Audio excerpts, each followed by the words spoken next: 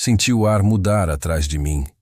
Um deslocamento quase imperceptível, como se a própria escuridão tivesse dado um passo. O som do relógio parado se perdeu e o da minha respiração aumentou. E então, o sussurro. Você demorou, Seth. Não era uma voz que eu reconhecesse, mas havia algo nela. Algo frio, preciso, que me fez lembrar de algo que eu não sabia que lembrava. Virei lentamente. A luz fraca do lampião dançava pelas paredes, fazendo as sombras se contorcerem. E lá estava ele. Um homem de meia idade, roupas gastas, barba grisalha mal feita.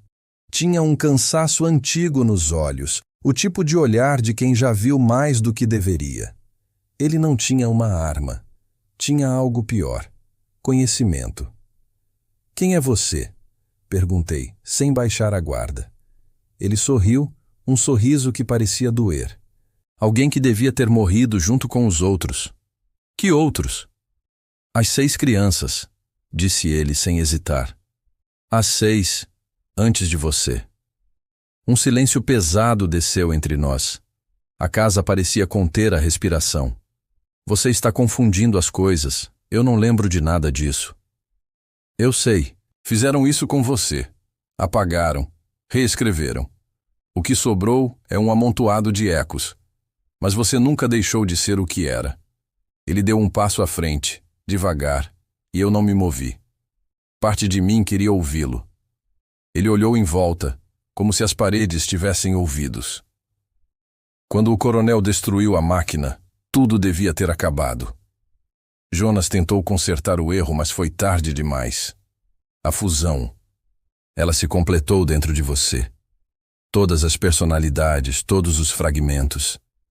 Ele me olhou como se estivesse diante de algo que ele mesmo criou e se arrependesse. Você não é uma pessoa, Seth. É uma soma.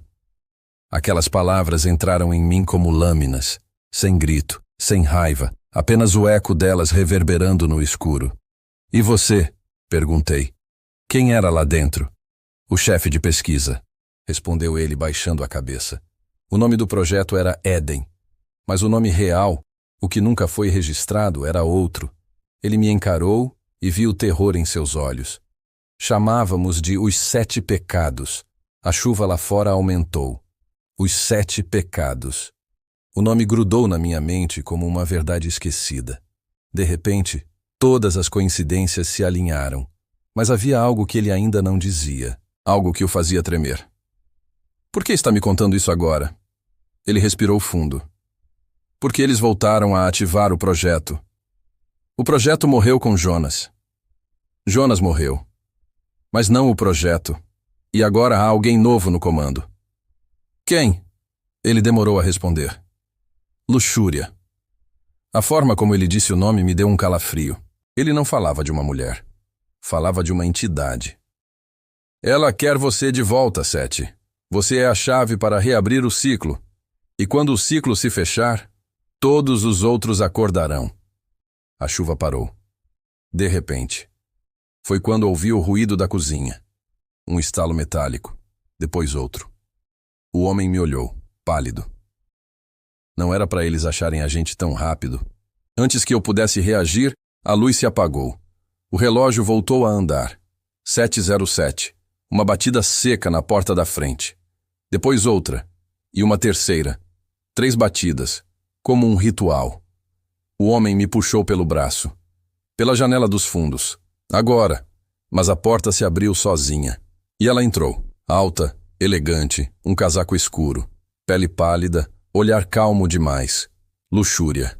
O som dos seus saltos ecoava como martelos. Faz tempo, doutor. Achei que tivesse aprendido o valor do silêncio. Não toque nele, gritou o cientista se pondo na minha frente. Ele não sabe de nada ainda. Luxúria sorriu para mim. Ainda, repetiu, com prazer na voz. Ela deu um passo à frente. Tudo nela parecia errado. O modo como se movia, como o ar à sua volta parecia se curvar. Ela não era uma mulher. Era um conceito. 7. Sempre soube que voltaria.